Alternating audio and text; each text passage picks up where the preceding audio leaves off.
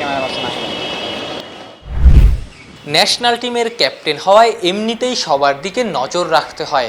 সাইফুদ্দিনের দিকে শান্তর নজরটা একটু বেশিই থাকার কথা না?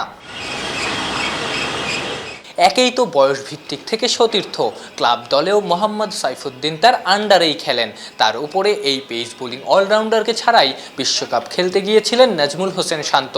দল থেকে বাদ পড়া সাইফ আবার সুযোগ পেয়েছেন কানাডার গ্লোবাল টি-20-তে। সেখানকার পারফরম্যান্সের উপরই অনেকখানি নির্ভর করবে লাল সবুজের জার্সি আবারও গায়ে ওঠাতে সাইফুদ্দিনের। আর ঠিক কতদিন অপেক্ষা করতে হবে?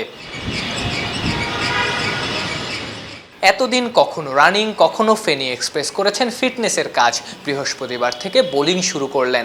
শুরুতে হালকা রান আপে কম ইন্টেন্সিটিতে স্পট বোলিং করেছেন, পরবর্তীতে ইন্টেন্সিটি বাড়িয়েছেন, পেস বাড়িয়েছেন।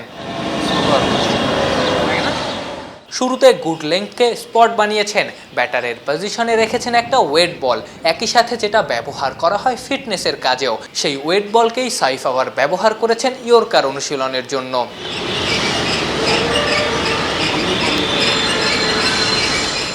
আধা ঘন্টার বেশি তপ্ত রোদে গুড লেন্থে বল করার পর আরও আধা ঘন্টা ইয়র্কার অনুশীলন করেছেন। সাইফের নিশ্চয়ই মনে আছে বিশ্বকাপের বিমান ধরতে না পারার কারণ জিম্বাবুয়ে সিরিজে ডেথ ওভারে নিয়মিত ইয়র্কার না মারা। এই জায়গাটায় আরও উন্নতি করতেই নিশ্চয়ই এই পরিকল্পনা।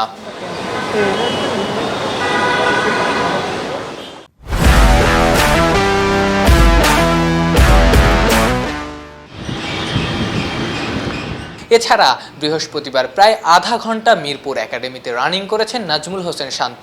কয়েক সেট মিলিয়ে প্রায় 2000 মিটার দৌড়েছেন টাইগার ক্যাপ্টেন। কেন শান্ত বাংলাদেশের সবচেয়ে ফিট ক্রিকেটারদের একজন, এই চেষ্টাই তার স্বাক্ষর। চেষ্টা এখন লম্বা সময়ের জন্য ফল হয়ে ধরা দিলে হয়। আফনান পিয়াল, অলরাউন্ডার।